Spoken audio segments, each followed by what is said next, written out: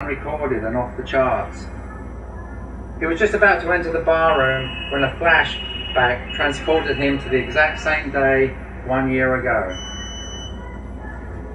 Yes, and this, my friends, SG was gargling, is the direct descendant of the blood-curling, sword-swashing, high-sea-buckling Jean Lafitte, the pirate, one of the founding fathers of our displaced and ever-resilient city.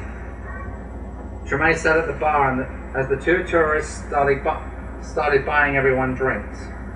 A sheet of LSD appeared from SG's back pocket and was ceremoniously divvied into quarters. Soon after, Treme was playing his new role, flashing his gold teeth as he stood on the bar, slicing the rising cigarette smoke with an imaginary cutlass. The Swiss tourists weren't completely convinced that he was actually a real-life pirate until the first wave of the acid kicked in and SG made them both huddle up next to Treme as he raised his t-shirt and revealed the same gun he is now waving in the air. The tourists were sold, lock, stock and barrel. After a quick exchange of money with no questions asked, they followed Treme and SG into his beat-up prospector van, bound for the deepest, darkest and meanest swamps Louisiana had to offer, and according to SG's history book, the home of Jean Lafitte's buried treasure. They set off at high noon, navigating through the city and onto the interstate before journeying another 60-odd miles to the tranquil tourist spot of the Spanish Lake, with SG driving and ranting to the tourists about 12-foot-long water moccasins and wild Cajuns cannibalizing soldiers like in the movies. Everything was going down real smooth until, after paying an over-the-top cash deposit, they boarded the canoe. Then time slipped a gear, and it became apparent that neither SG nor Treme nor the tourists had ever ventured near, let alone on, water, except to take the occasional late-night joyride across the Mississippi River on the Algiers Ferry. Unperturbed and selfishly determined, SG finally got everybody somewhat situated without totally losing it, staring at his watery reflection. Treme sat at the front of the canoe, directing traffic, with the two Swiss tourists in the middle, guarding the ice chest, and Treme's favourite possession, a beaten-up boombox, circa 1980s. Captain SG now sat in the rear, tripping his brains out. By the time they had heaved and shunted the canoe away from the slippery bank, all four boys were laughing hysterically, until the canoe rental man pointed to a pair of paddles propped up against the bank. "You might need these," he shouted, not caring if he saw his splitting at the seams 12-foot junk of a canoe or its contents ever again. After shunting back to the bank and picking up the canoe paddles, the intrepid explorers were back in the water, avoiding their reflections, of course. "All aboard, engines running, we're cooking with gas now," said Captain SG, trying to sound upbeat. "Cooking with crown, more like," shouted Treme, staring at his gold teeth reflecting in the murky water. "Ya, ya, ya," replied the two tourists nervously. The day trippers had been canoeing for almost an hour when everyone agreed it was time to find some shade from the relentless overhead heat and blinding glare of the sun reflecting off the water. They paddled into a narrow canal lined with tall marsh grass and shrubby trees whose twisted barks and limbs were laced with two-inch thorns.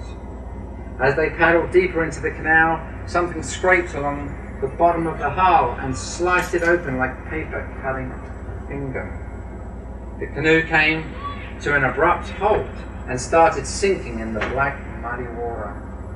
"Shit, what was that?" shouted Treme, spilling Crown and Coke all over his jeans. "Probably an alligator," replied SG, unsure what was going on until he noticed the water filling up the canoe. "Quick, someone grab the ice chest. We're leaking like a sieve." The water had already made its way over their feet when the chest started floating. The tourists stood up and shouted in stereo, "Shades up!" before diving headfirst into the swamp. "Where do you think you're going? Are you crazy? What about the alligators?" yelled SG. watching semi-submerged tourists half wade, half lurch through the grimy water and disappear into the maze of tall grass.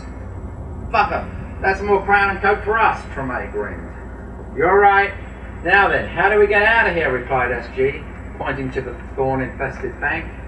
If you just step out and pull the canoe up over there, then turn it around without the extra weight, I think we can make it back. Just watch out for them thorns. Fuck you too, SG. I ain't putting my feet in that shit. You're kidding me. Oh yeah, why don't you do it? You're the friggin' captain. Because you're at the front of the canoe. So what's your point? Why should I have to get out? Water continued to flood the canoe as they bickered. Finally, SG moaned reluctantly. Okay, I'll do it. Treme stood up to let SG pass and the canoe capsized, sending them both flying into the water. What you going to do that for, said SG, spitting out a mouthful of black marsh. What are we going to do now? Bruh, just hang on, said Treme, scrambling to his feet. So what? A friggin' snake? After much fighting and a lot more cussing, they rightened the canoe and pushed it into the bank. Out of breath and shivering, they emptied the water, climbed back into the canoe and surveyed the terrain. There were no houses or streetlights to be seen. In fact, nothing familiar at all. Just miles and miles of grass, bending in the faint hint of a breeze. Well, at least we still got our beer, said SG forlornly. I guess. What about the boombox? It's still here, lodged under the seat, soaked through, I imagine. Oh well. Oh well. They sat slumped in their maroon canoe like a pair of disgraced hounds, contemplating as best they could the inner meaning of their dilemma. This lasted for about a minute, until they both realized how terrifyingly quiet it was. In fact, they were in a weird space called the Sound of Silence, a place that doesn't go down very well for most New Orleanians. The quietness that means your cable bill is way past due, or WWOZ is off the air, and you don't get your music fix real quick. Your soul, and you know if you don't get your music fix real quick, your soul will freeze over in 96 degrees of shade. They were no longer afraid of alligators, snapping turtles, and slimy snakes. It was the heavy noise of quietness that was gnawing away at their nerves. SG instinctively grabbed the boombox and stood up in the canoe. Fuck this, he shouted, and pressed the play button on the dripping player. Jimi Hendrix's guitar wailed out from the waterlogged speakers. What the fuck? I thought that was going on trashed, Treme yelled. You know Jimmy, beamed SG. Life after death, baby. He cradled the boombox close to his chest as if it was a newborn infant, and cranked the volume, strolling up and down the canoe like a demented headless chicken. Voodoo Chili ripped through the swamp waves. A moment later, with paddle in hand, Treme was accompanying SG from the other end of the canoe. For 16 glorious minutes, they jammed with Hendrix's alchemic guitar that escaped and the drowned cassette and echoed through the swamps, sending a mass of every living and some non-living creatures fleeing into the air or scurrying into the water. The dancing boys grinned, watching angry four-headed herons flapping and startled headless owls screeching. Tree-climbing alligators boomed as 100-legged nutria-rats gnawed the fingers off a flying crawfish. Clouds of feathers were falling and the forests of leaves floating as 1,000-year-old snapping turtles dove deeper into the mud. Before long, the entire ecological system had awoken from a sleepy summer afternoon siesta and was moving into